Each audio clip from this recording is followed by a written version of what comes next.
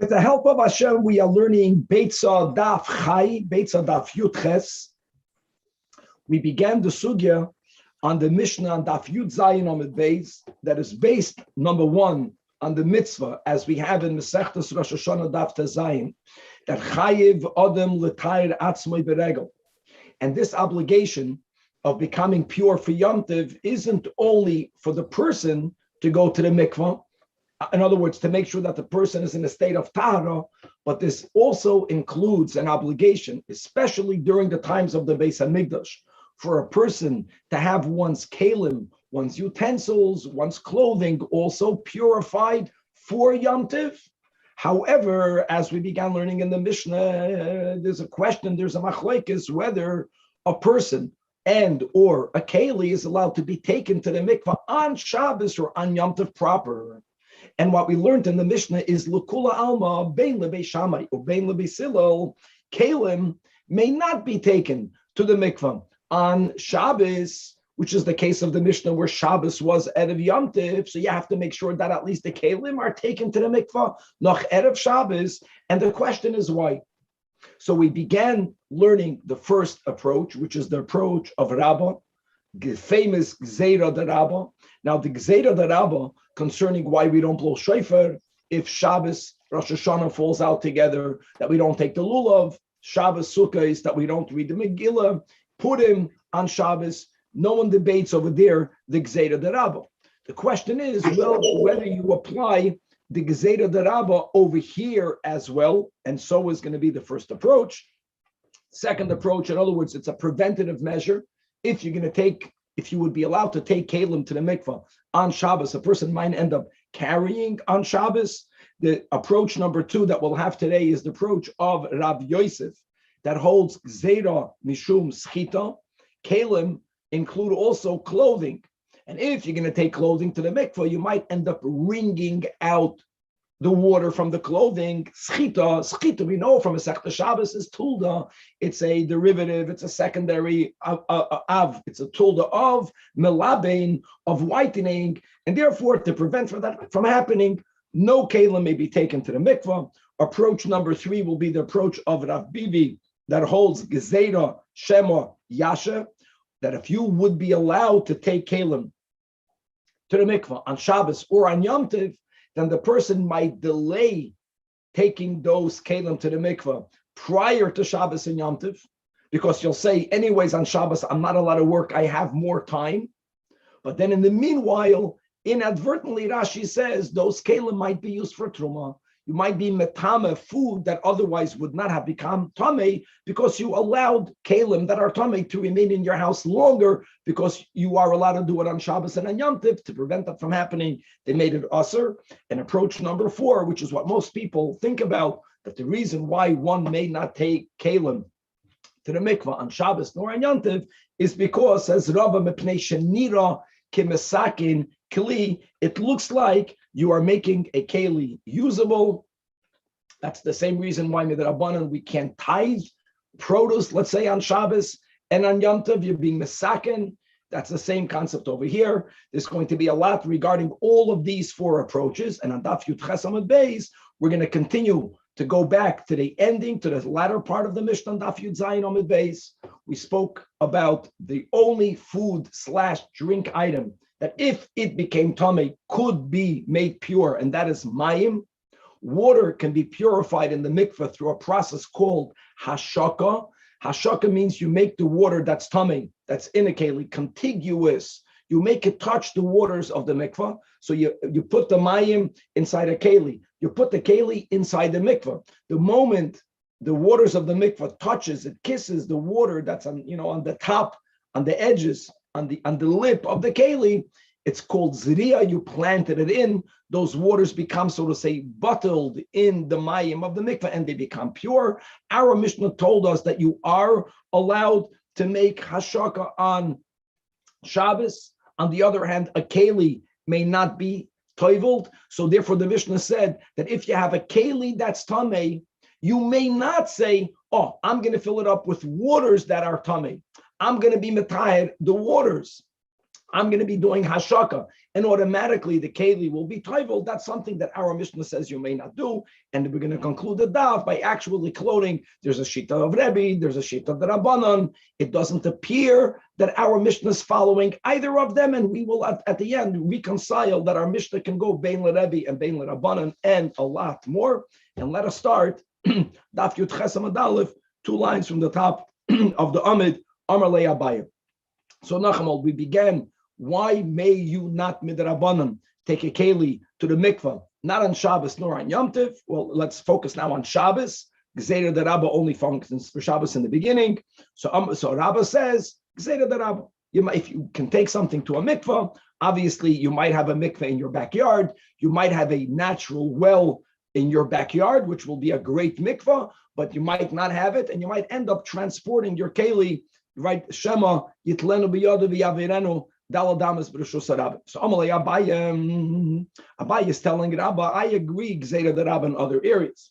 But over here, if a person has a board in his chatzir, why would that person also not be allowed to toivel kelim on Shabbos? Amalei, to which Rabba responds, yeah, that Gzeira board b'chatzeroi auto board b'reshus harabim. It's called loy plug. We don't differentiate. It's not called Gzeira l'Gzeira. This means that it's one Gzeira. Now, problem is that this prohibition of toiveling, of bringing Tara to Kalim, isn't only on Shabbos, it's really also on Yom Tov. And as we will see, the subsequent reasons, Taka, will apply equally Shabbos and on Yom Tov. But if Rabba is the source, if the reason is because you might carry, we know the big difference between Shabbos and Yom Tov. That's how we began the whole introduction of Mitoich Shehutra. The example the Mishnah gave was regarding Choitzah. On Yom Tov, one is allowed to carry. So Tanach Shabbos, Yom Tov, there is no Isser on Yom Tov to carry. Why is one not allowed to be Toivel Kalim on Yom Tov, and one indeed is not allowed? Here the Gemara says, Gozru Yom Tov Atu Shabbos. Wow. In other words, let's use the words that there is a primary decree. The primary decree was for Shabbos.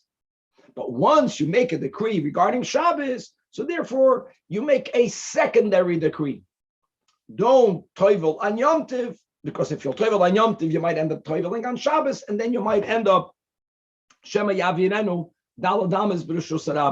Now, this is an interesting concept. This is not a gzeira. You're not building a fence around another fence. But what you are saying is that when you give a primary decree, it causes at least sometimes some sort of secondary decree, and that is going to be challenged. Do we have such a concept? 1 second. We learned in our Mishnah that Vishavin, that both Beishamai and Beisilil agree that what Shem Mashikin as Hamayim, we are allowed to perform hashaka, which is what we do to bring purity to water that became impure. B'klei even lataran, but as long as the keli itself is not tamei.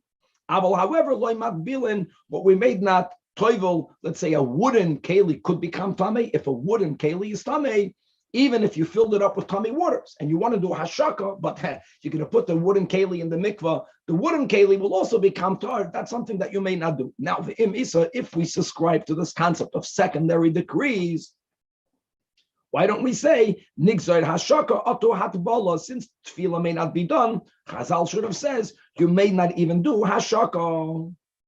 Here the Gemara answers, "V'tisbara, what are you thinking? Islay mayim yafim hani lameli lameved hashaka." Do you think someone is going to do hashaka if they have tahar, potable, drinkable water? Of course not. Putting water in a keli and putting it into the mikvah, guys. The mikvah waters then were not clean. Potable water. Potable water. You want to make sure that the mikvah waters don't go into your cup. You wait until it just touches the edges. No one does that if they have another water available. Ella, why would someone even want to do hashaka? The leislay. So says the Gemara, the kiven the leislay mizhar zohir. If someone doesn't have any other water, all right, we can assume that they'll be careful not to toivel kalim. Or the way Rashi words the answer of the Gemara, 4 lines from the top of the Amid, that there is a cloud that milsa the loy shchicha. Loy gazru barabanan, that if there's something that's a highly unusual occurrence, for that the Chazal did not make gezeres. So the whole concept, the whole need of hashak is something that's very rare. So there is where we don't make a secondary decree. But for a person to have kalim, whether they are what we call utensils or begadim that are tummy, that's something very common. And if one would be allowed to toivel it on Yom Tiv, then they might end up taking it to the mikvan Shabbos and gezerah shema yavirenu dalad ames. This picture is not necessary. Okay, now the Gemara says, Eisvei, all of this is going to challenge. But Rabbi, are they saying that you can only do hashaka when you have no other water? And if I have extra water, but I just wanted to have some backup, am I allowed to do hashaka? They're saying that not that you may not, that you will not. No one wants for the water that they drink for it to become, so to say, dirty. People want to have clear water. And B'chlal, you should know that there isn't, unless you are a kohen, there's no issue with eating or drinking tamei foods or drinks. The whole concept of toiveling mayim is something very rare. I would just say practically, why would you want to do it? You might lose some of your waters to the mikvah waters, and some of the mikvah waters is going to enter your cup. For those of us who grew up in our generation, now today the men's mikvahs are beautiful and clean. When we were bachrim, you would keep potable water away from a mile away. Okay, right. And the whole thing is, this is a big statement, what we're learning today. The rule is, we don't make a decree for a decree.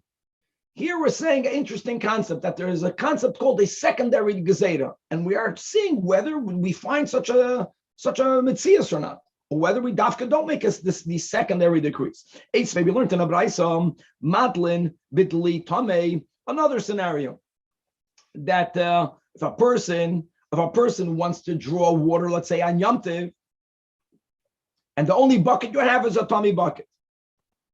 So the Braisa says you are allowed to use it.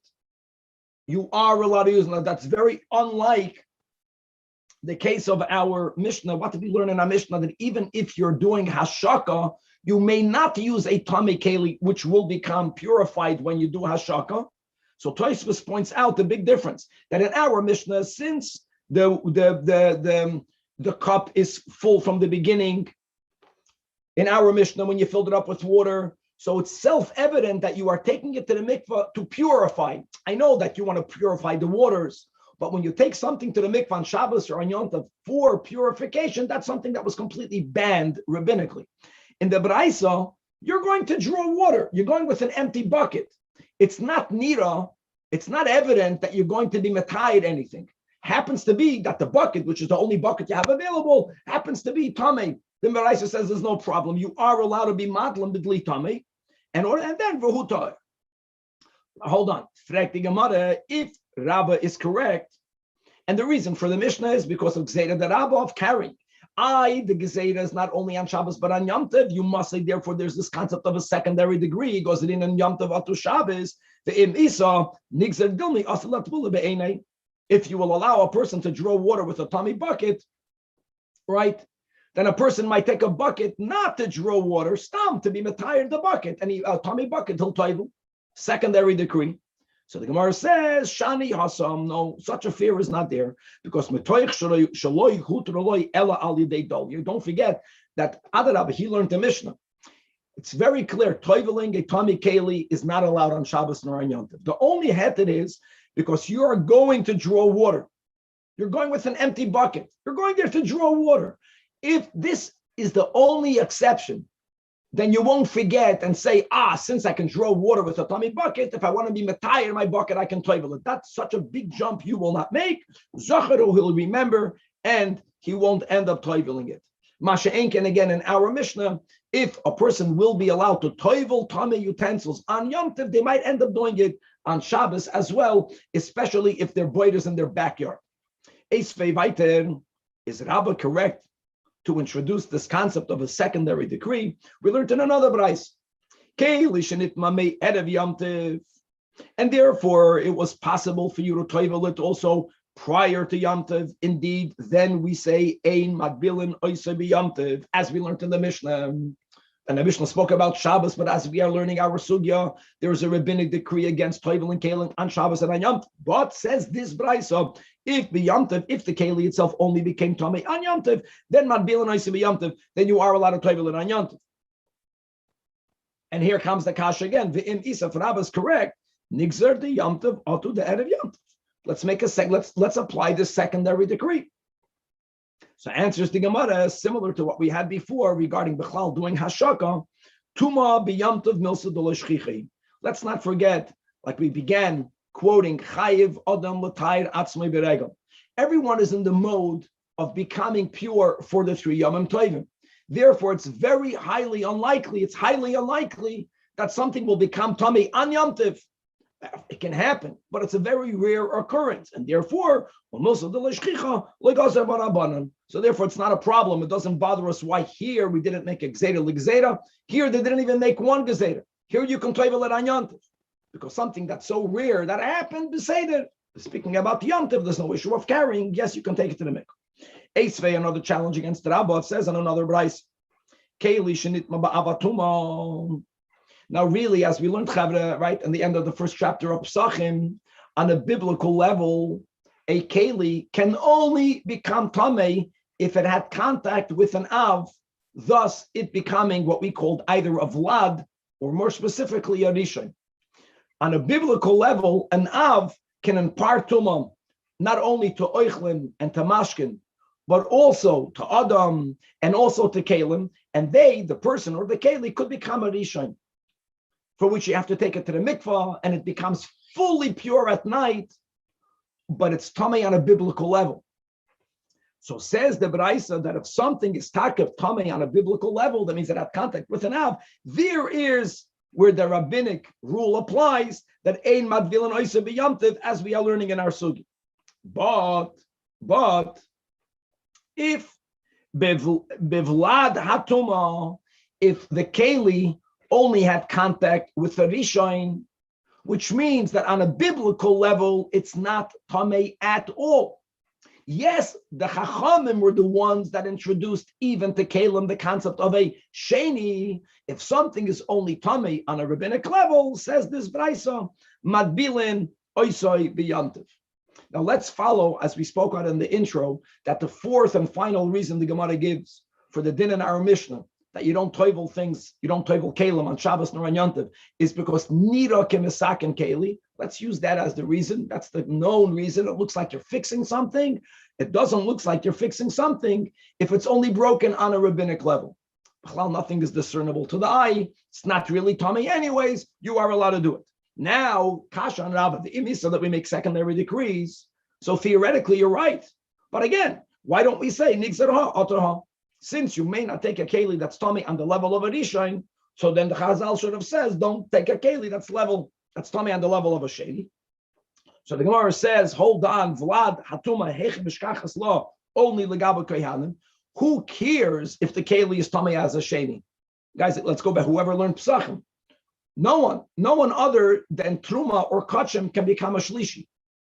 That means not even an adam that also the yadayim, right, the shmoina asadavar, including that a person's hands are tamei on the level of a sheni. But if I touch a sheni, I won't become a shlishi.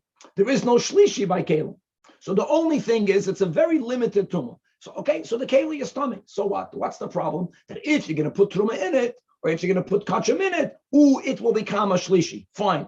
So since there is a very limited scenario where it's bechlal a problem, and since the rule is that kohanim zirizin, that's why we are not concerned bechlal to make a zeta, a secondary decree. Okay, because of the kohanim zirizin. Fighter toshimam. Listen to this case. Here we're quoting not a Tana, but we're quoting a Amoiram. Nida she'ein lo begadim. A woman that's a nida, and she's going to the mikvah on Yom Tov. Problem is, like we mentioned, that the chiyuv of becoming toir for the regel is not only on the person, but on one's kalim. Kalim means utensils. Kalim means clothing. So after a woman who's a nida who goes to the mikvah, she wants to make sure that the clothing that she wears will be pure, halachically, ritually pure clothing, but she has none. So says Rav, she can go to the mikvah. This is on Yom Tov, guys. With her garments, Tosfos speaks about chatzitza. It must be that it's very loosely fitting clothing. But here she goes to the mikvah with her clothing. Ma'aremes v'tevelos v'begodel. So now she can not only purify herself, but de facto their clothing will become pure as well. And here again, the im isa, that we have the secondary decree, nigzer dilma asilat buli be'enayu. Once you find one way out, maybe a woman is going to take clothing, not wearing them, and take them to the mikvah. By the way, there's another issue aside of chatzitza, which has to be responded to, that the clothing are very loosely fitting, not to interpose the waters to her body. Just to note, guys, that washing garments is also malabim. It's another issue. And Tosfos speaks about it over here. Tosfos says that nowhere do you find that you can't wipe your hands on a towel on Shabbos or on Yom Tov. And you don't say, oh, you're making the towel wet. No, you're wiping your hands on it. So washing clothing per se is ta'aseh biblically. But if you are wearing them, then Tosfos says there's no Isser over here. And again, since we want to find a way for someone to have tahor clothing for Yom Tov, so since she's allowed to go to the mikveh anyways, she goes with her garments. So here again, the kasha is that say make a secondary decree, make it from the outset that if you allow this, she might end up taking garments to begin with. So Shani Hassan, again, the Rabbah is answering his position. Very similar to the case of the bucket. No, this one exception won't lead to anything beyond it. You can only go to the mikvah while you're wearing the garments. With those garments, he shall remember that there is a gezerah d'Rabbanan not to take kelim to the mikvah, and this is the only exception which is allowed. Rabbah was not refuted. Bottom line is, why is there a rabbinic ban taking kelim to a mikvah on Shabbos and on Yom Tov, bein lebeishamay, bein lebesilol, because of Shema Yitlena ve'averena dalad amis, which is taka shaykh only on Shabbos? Why are we gozru Yom Tov atu Shabbos? That's the chiddush we have over here. Approach number 2, Rav Yosef Omar, that azvas gezerah mishum schita pashit.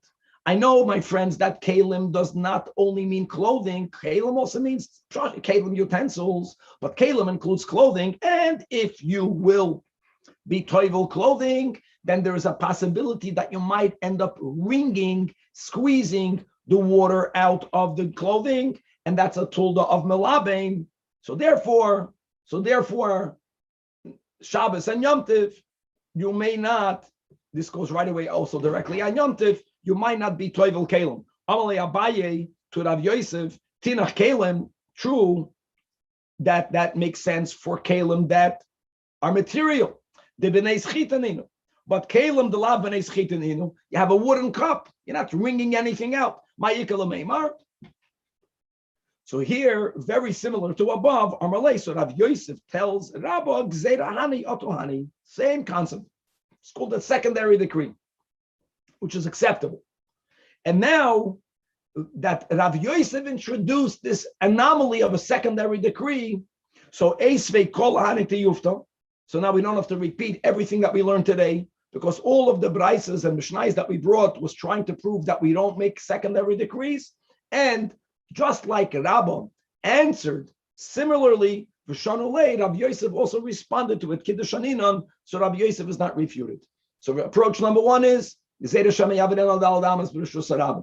Yosef is that the reason why you can't take kelim to a mikvah on Shabbos and on Yom Tov, because gezerah mishum schita. Approach number 3, Rav Bibi Amar, gezerah shema yasha, you might delay until Yom Tov, since people are busy out of Yom Tov, and they know that on Yom Tov they may not do biblical rabbinic melacha, so there's more free time. If taking kelim to a mikvah will be allowed, people will say, I'll do the things that I can do tomorrow. The kelim I could toivel tomorrow. They will delay it until tomorrow, and so what? So Rashi, 4 lines before the bottom of the Amid, says that once a person has tamei kelim in their home, we are afraid that maybe it will have contact with truma. Rashi is writing truma again because really there's nothing wrong for me to be tamei, for my kelim to be tamei throughout the year. On Yom Tov, there's a mitzvah for me to become Torah because I want to go into the Beis HaMikdash. But this gezerah is on every Shabbos and on every Yom Tov, and the reason is because, again, don't give a reason for a person to delay bringing Tara to their utensils. Now the Gemara says, Tanya Kavasid Rav Bibi. Unlike Rabba and Rav Yosef, that they had no Tanoic support, Rav Bibi does. Says in the Beitzah that Kayli, we learned this above, Shenitma Me'erev Yamtiv, Ein Madbil and Oisoi, V'Yamtiv. Why? Clearly, Gezeda Shema Yasha. That's great. Clear. The Tana writes because we don't want to keep something tummy in the house, not even one day extra. So that justification of delay, you remove. You can't title it on Shabbos and on Yom Tov. You will do it the moment you could do it Erev Shabbos, Erev Yom Tov. The fourth reason is the most known reason. Rava says, have 4 lines before the bottom of the Amid, that the keli was unusable. Now, was it begashmiyas? Was it physically unusable? No. But it was ritually unusable if you want to adhere to the standards of Tahara. Taking it to the mikvah is like, it's not tikkun, it's like nira kemasakin. Nira kemasakin is a rabbinic concept, which is why you can't take it to the mikvah on Shabbos and on Yom Tov. The problem is let's go back to the Mishnah. Beis Shammai also holds that an Adam may not go to the mikvah on Shabbos and on Yom Tov, but Beis Hillel does not subscribe to that. And we know Ma'aseh Rav, how beautiful, how important it is for Hasidim to go to the mikvah, especially on Shabbos and on Yom Tov. So if there's a concept of kemesakin keli, frekting amari yachi adam nami, need a kemesakin keli. Before you were tummy, now you're tired. Adam should not be allowed to go to the mikvah on Shabbos and on Yom Tov. Answers the Gemara. This nira kemesakin keli, it's similar to like a maras ayin. It looks like. So if it doesn't look like, you're good. And therefore, Adam Nira can make it. If a person is very hot and they want to cool off, so they'll go into a body of water. That was the end of Masechta Shabbos. I just want to say, we shouldn't forget that we mentioned at the end of Masechta Shabbos that nowadays it's the minig that we don't take a cold bath. I'm not speaking about a shower, especially if you're not going fully under it. If you're not standing under it, that's a whole different issue. If it's an issue, I'm speaking about a bath. A bath, we don't take a bath, but that's something that came about much later. A cold bath. In the times of Chazal, people were allowed to take a cold bath on Shabbos. So since it doesn't look like you're going in there to purify yourself, it's a common thing. People go into a body of water when they're very hot. There was no air conditioning, so there's no nira. Says the Gemara, well, if that would be the case, yeah, if the body of water is a body of water into which people go to cool off, then there's no appearance of you fixing something. But mayim roim, if the mikvah doesn't look clean, the only reason people go in there is because there's a mitzvah to go to the mikvah. So it's not true. There are times not for ritual reasons. There are times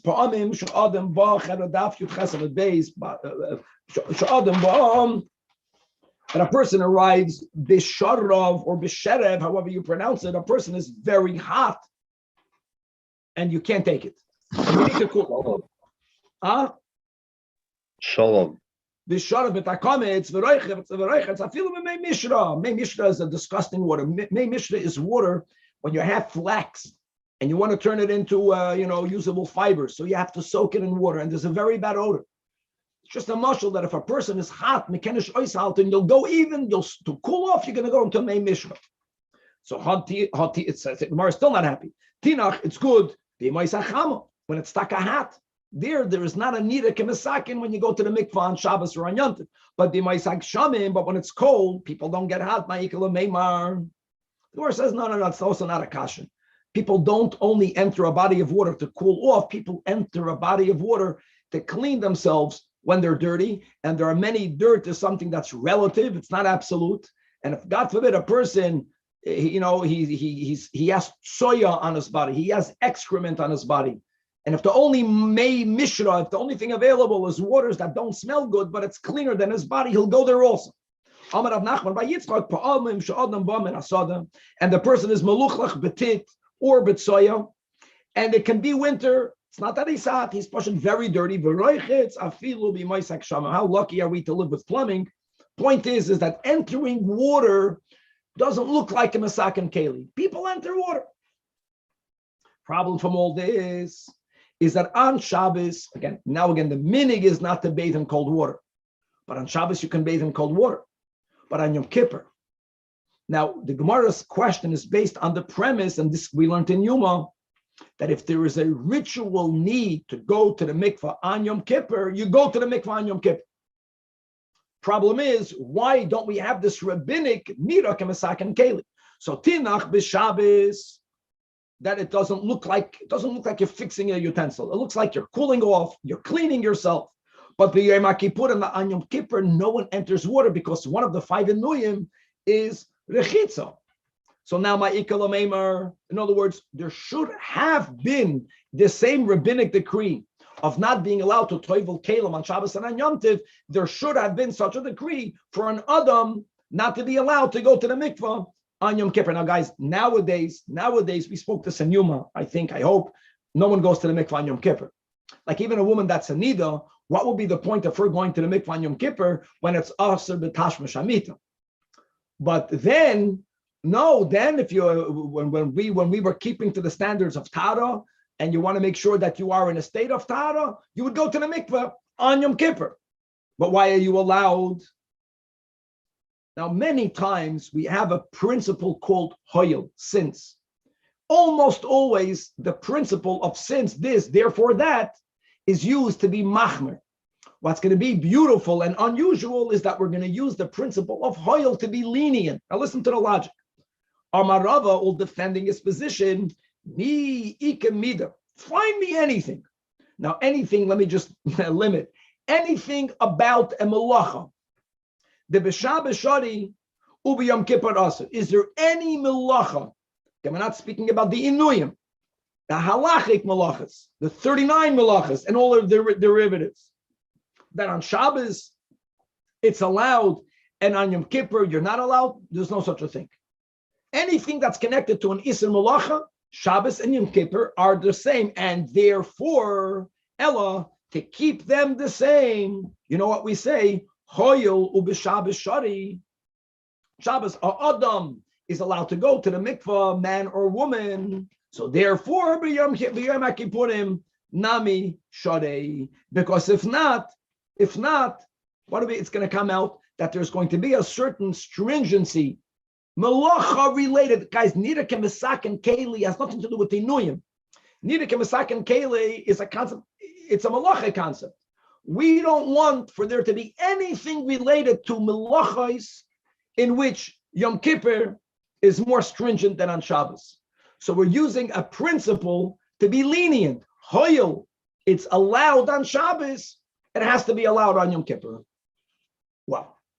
Says the Gemara, "Mi islay l'rava," such a application of hoyel, that you will bring about something which theoretically should have been prohibited midrabanan, but hoyel won't allow you to say that. Ve'hatnan, we got a Mishnah.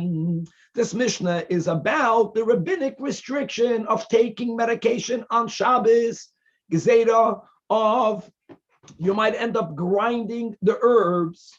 Now, the whole sugya of not being allowed to take medicine is only if that which you are doing is only done for medicinal purposes. There are certain types of foods or liquids that people will consume, even if they are taking it for healing. But if healthy people also eat, drink, then it will be allowed to do. Have that in mind. So says the Mishnah, in Shabbos, that a choishes b'shinav, if a person has a toothache and you don't have Advil, you don't have Tylenol, lo yigama behemes achoyim. It's one of the older ways of at least alleviating some of the pain was to have vinegar applied, and you would sip vinegar or you would gargle with vinegar, you would swash, whatever the word is, your mouth with vinegar. So says the Mishnah, lo yigama behemes achoyim. You can't sip vinegar through your teeth on Shabbos. Obviously, the Mishnah considers this activity something that is only done for medicinal purposes and not for consumption purposes. Avol, however, matbil hu kedarka, you can eat bread by dipping it into vinegar. People like bread and vinegar. Even though you wouldn't have eaten bread with vinegar, you're only eating bread with vinegar because you need to get vinegar on your mouth, on your teeth. That's fine. As long as what you are doing is also done by healthy people, then you can do it, even if your kavana is to bring about a certain medicinal relief. And if the attack made you feel better, good for you. You did not violate anything. Now, the Mishnah doesn't differentiate. The Mishnah makes as a blanket statement that a person may never sip vinegar through their teeth because that's not something that's done by healthy people. Problem is that in Allah, we learned in a Beitzah, it depends. That lo yigama u'poilet, what may not be done is for you to sip it and for you to spit it out. Because people that put in their mouth vinegar and spit it out, they only did it for some medicinal purpose. But if you're going to sip it and you're going to swallow it, since it is common that people, especially before they eat a meal, to open up their appetites, they would sip vinegar. Try that, see if that works for you. So therefore, it's not something that's done only by ill people, and it may be done even though you're doing it to take away the pain in your teeth. Now, the problem is that the Mishnah made no such differentiation. Is it a contradiction? Is it a machlokes tanoim? And on that, no, let's reconcile Mishnah and Beitzah. How will I reconcile it? That our Mishnah that made a blanket statement that you may not be yigama as achaymitz, it also means only migama upoilotnan. It only means that you may not sip it to spit it out. Rava came ahead and he said, afilu teima migama upoileya. The Mishnah did not make such a difference. So he rejects Abaya's approach. The Mishnah does not allow you to sip it to spit it out. The Mishnah does not allow you to sip it and to swallow it. But the loikasha, that the Beitzah, speaking about koydem tibul, before you began your meal, like we mentioned, their people sometimes will have a little bit of vinegar, and indeed the Mishnah will be moided that in that scenario you may do it. Khan, our Mishnah, speaking about after you already ate the meal, then even to be megama and boileya, to sip it and to swallow will be asr, because then you're only doing it for medicinal purposes. Nukuda. That is what Rava said. Now we're going to point out a stira Rava to Rava on himself. The im isa that we use hoil in a lenient direction. Why don't we say hoil v'koidam tibul shari? Since before you ate the meal, that's what the Rava is saying, even the Mishnah will be moida, you'll be allowed. If it's allowed in one case, la'achar tibul nami shari. So we should also allow it in the other case. If you could use hoil, lakula. So you know what the Gemara says? You're right. Once Rava adopted here in our sugya the principle of hoil, since in a lenient direction, Rava retracted his reconciliation of the Mishnah and the Beitzah, whether he subscribes to Abaya's answer, whether he holds it's going to be a machlokes tanoim, but his statement, koydem tibul la'achar tibul hader bei Rava mehahi, Rava retracted. They don't go together. You can't make both statements. You can't say what you say over here and then say what you said over there. The only problem is, asks the Gemara, we know that Rava retracted, but maybe Rava's retraction was about that you're not allowed, right, regarding going to the mikvah on Yom Kippur. Maybe that's something that Rava retracted from. Maybe we don't say hoil. And therefore over here, the whole heter is it's not nira kemisakin because people go to cool themselves off. Maybe on Yom Kippur there is a problem. So the Gemara says lo yisal kadaitach. No. The Tanya kol chayave tfilois toivlin kedarkan bein b'tishuv bein Yom Kippurim. No one, there's a Tana, and there's no debate about it. The Rava cannot argue with that. There is no problem, not even on a rabbinic level, for people who need to become tar, that they are allowed to become tar on Shabbos and on Yom Kippur and on Tisha B'Av. So for sure, right, we have to subscribe to the principle of hoil according to Rava, because there's a nira kemisakin. What about nira kemisakin? The only answer is because people go into the water to cool off. On Yom Kippur, no one goes into the water to cool off. No one goes into the water to wipe themselves off from dirt. Even though if a person is dirty, by the way, you can wipe it off with a little bit of water, but you can't go into water. And the answer is hoil. Rava must subscribe to hoil. Since Rava applies hoil in a lenient direction, so his attempted reconciliation, Mishnah Beitzah, by the vinegar, taka is something that Rava must and indeed did retract from the Valdik. Okay, moving on, 2 dots. So in the Mishnah, machlokes was whether an Adam can go to the mikvah. Beis Shammai and Beis Hillel both subscribed, and we just had 4 reasons as to the why. that on Shabbos, which is the case of the Mishnah, really it's also on Yom Tov, kalim may not be taken to the mikvah. However, the Mishnah taught us that the one case where something that people eat or drink, and that's the one case is only for water. If water becomes tamei, there is a way to make it tahor, and that's through the act of hashaka. Hashaka either means to kiss or to make one, to make contiguous. That if you put the mayim that's tamei in a keli, you fill it up to the top, and you lower it into the mikvah until the mikvah water touches the water in the top for an instant. It's like you planted it in the mikvah, you right away lift it up, that water is tahora. So mashikin is allowed on Shabbos. On the other hand, a keli can never be toivel. So the Mishnah added that if you happen to have a keli that's tamei, you're not allowed to say, I'm going to do hashaka. I'm going to use my tamei keli. I'm a chaya. Now the keli will also be under the water. That you can't do. That's why the Mishnah says, be mashkin b'klei even. Klei even is because a stone utensil can never become tamei. Truth be told, you can be mashkin in a wooden keli if it's already tahor. But if you have a tamei wooden keli, you may not use it. Okay. The shavan shemashikin esamayim b'klei even v'chulei. Avol, the Mishnah says, avol loy madbilan, but you may not immerse the keli. And what does that mean? Like we just explained, Shmuel, ein madbilan esakeli al gab meimav. You can't even say the mayim I can take to the mikvah. I can do hashaka. So by the way, why don't I already, by the way, chaparain and take the mayim and do hashaka with the keli that's tamei, in order to also chaparain and to be metayr the keli on Yom Tov? That's something that may not be done. Because I'm not even doing it only for the keli. I want to do the keli and hashaka. You may not do it. Okay. Frek the Gemara, we know that this whole topic, whether you could do hashaka or not, our Mishnah says you could.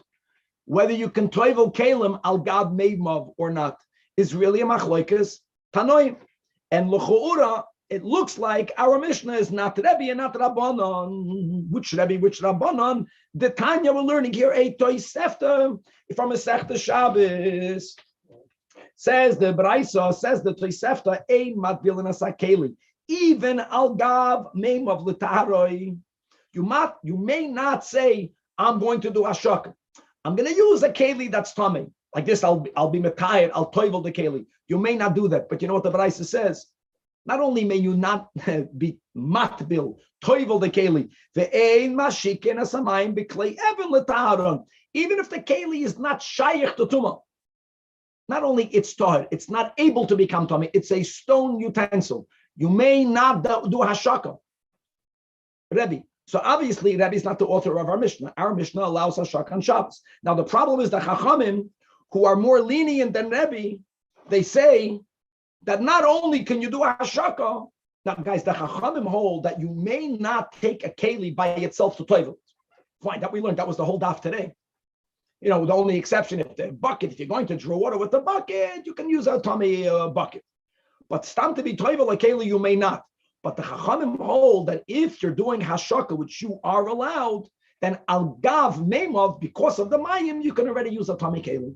The Chachamim oilim matbilim kli al gab meimav l'taroi. Obviously, because umashikin asamayim b'chliyav l'taron. So either both are allowed. No one is saying that you are allowed to toivel kelim that are tamei. We are saying that you can use a keli that's tamei to do hashaka. The Chachamim say you can do that. Rebbe, who doesn't allow you to toivel a keli agab meimav, also does not even allow you to do hashaka. So mani, Rebbe, kasha shaka. Irabanan kashat bola. 3 lines from the bottom. The Gemara says, let me tell you, our Mishnah can go according to both. Beautiful. And let's say we work this out. What was not verbalized in the Beitzah is that the Beitzah, I know it's a Tosefta in Masechta Shabbos. We didn't say, are we speaking Shabbos or we're speaking Yom Tov? That wasn't clear. So says the Gemara, I want you to know that Rebbe doesn't subscribe to his Chamur Dika opinion. No Tefilla, no Hashaka on Yom Tov. He only says that on Shabbos. That the Reisha, the Beitzah, is be Yom Tov and V'Seifa be Shabbos. Let's read inside Rashi. Rashi, 7 lines under the Gemara. In middle of Rashi, in the white lines, middle of the line, 7 lines under. Says Rashi, Umeshane, Reisha, the Masnisa, Reisha, the Milsa, the Rebbe. The Aira Bahatbala Lo Oisra, when his first statement that you may not toivel, and let's infer you may not toivel implies that Ashaka is allowed, which is mamish what we learned in our Mishnah. That's on Yom Tov. That's on Yom Tov. The Seifa, the Milsa,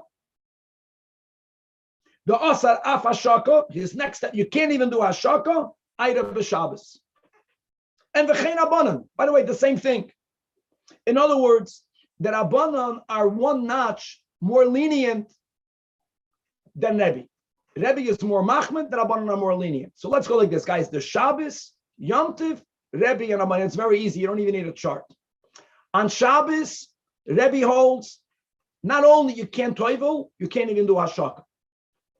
But on Yom Tov, Rebbe holds, you cannot do Tefilla, but you can do Hashaka.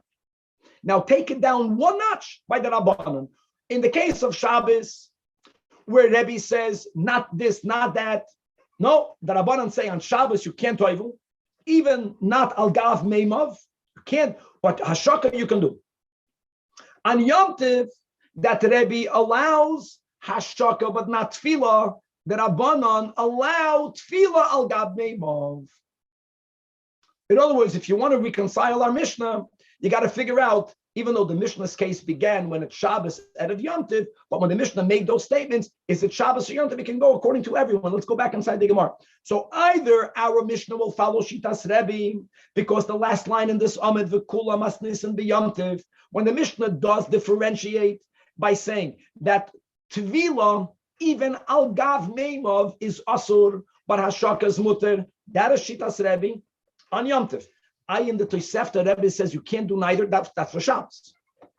Or Daf Yutes on the top. Our Mishnah is the Rabbanan, which is, by the way, which is a lot easier because the case of the Mishnah, at least in the beginning, was Shabbos out of Yom Tov. And again, the Rabbanan are so lenient, like we learned in the Tosefta, where they say you can do both. But you know when the Rabbanan say you can do both on Yom Tov. On Yom Tov, not only can you do Hashaka, but you can be matbil akeli al gav meimov. But on Shabbos, the Rabbanan are one step more stringent. And they hold that Hashaka yes, but hatubal al gav meimov no. And our Mishnah is speaking about the Shabbos. Now, al pi Hasidus, just to explain, what are we learning now? We're learning that Tefillah is not okay, or Tefillah is harder to be matir. I know the Chachamim are matir it al gab meimov an Yom Tov. Hashaka is something that is easier to allow to be done. It's easier to allow to be done. Let's follow with the Shita of Rava, the fourth one, that there's a nida kemisak and keli. And let me just point out the huge difference between Tefillah and Hashaka. You see, Tefillah, even though we all know that there's a concept of bittul connected to toiveling al pi Chasidus, but when I have a keli that's tamei, and I'm putting it into the water, I take it out of the water, I was toivel it, I rectified the keli. In other words, I upgraded the status of the keli. I did something. I changed something. Well, if that change would have been of a physical nature, that would have been one of the malachas. I know it's not. It's a ritual. It's a ruchniistic change. But you change something. There's a need of kemasak and keli. Hashaka, if you think about it, it's not pshat that the water was tamei, and now these waters are tahar. Hashaka is an act of pure bittul. Hashaka means that this water lost completely its identity. The fact that this water became contiguous with mikvah waters, this is no longer the old water. This is mikvah water. The mikvah water was never tamei. The mikvah water was never tamei. In other words, you're not changing the mitzias of something, you are being mavatal its mitzias completely. It's no longer a mitzias. So it's further away from tikkun. You're not fixing a thing. You made it disappear. That's much less problematic. That's why Beilin Ebi, Beilin Rabbanan, however you're going to view it, Hashaka is easier to allow than Tefillah. And again, so either our Mishnah is speaking about the Yom Tov and it's following Rebbe, or the case of the Mishnah is like the Seif of the Mishnah is like the Reisha. The Mishnah is speaking about Shabbos, and the Shitas Chachamim, even though in the Tosefta the Chachamim said you can do both, that's only on Yom Tov. But on Shabbos, they're moide that Hashak is always allowed, but Hatavola, even Al Gav Meimov, Lerabanan on Shabbos is Asur. We'll stop over here, Chavra. And to be continued. Rabbi, question, yes. Rabbi? Yes. So halachically, theoretically, are we allowed to go to the mikveh on Yom Kippur and Tisha B'Av? No, today we're not allowed to go to the mikveh on Yom Kippur and Tisha B'Av. Okay. Because going to the mikveh today, Mayim, a person, let's say if a person is a Zav and they want to get out of Tuma Zav, right, that is what we are talking about. And that's, we are anyways Tamei because we are Tamei Mason, so we can't get out of the Tuma Chamura. So the mikveh that we go to is only what we will call Tfilas Ezra, to remove a much lower degree of Tuma. And there's no need to do that since we are allowed to daven the Tuma anyway. Bottom line is, no, we don't go to the mikveh today, not on Tisha B'Av and not on Yom Kippur. And by the way, that goes for a Nida also, like I mentioned, because even though a Nida has a level of Av, and her going to the mikveh now takes away Tumas Av, but the whole reason why you need the Tuman Tara that she's going to the mikveh for is not about the ritual touching food, but it's about to be allowed to be with her husband. Anyways, Tisha B'Av and Yom Kippur, it's also B'tashma Shamita, so there's no purpose for her to go to the mikveh on Tisha B'Av and Yom Kippur. Have a good day. Quick question. Can you say briefly, can you speak to the difference between the principles of oil and mitot? We have to leave a little early, so I need to pick up the cupcakes on the way to school. On a superficial level, it sounds very similar, right? Right. Yeah. And I'm sure there's a difference. And I have homework now. That's good homework. There has to be a difference.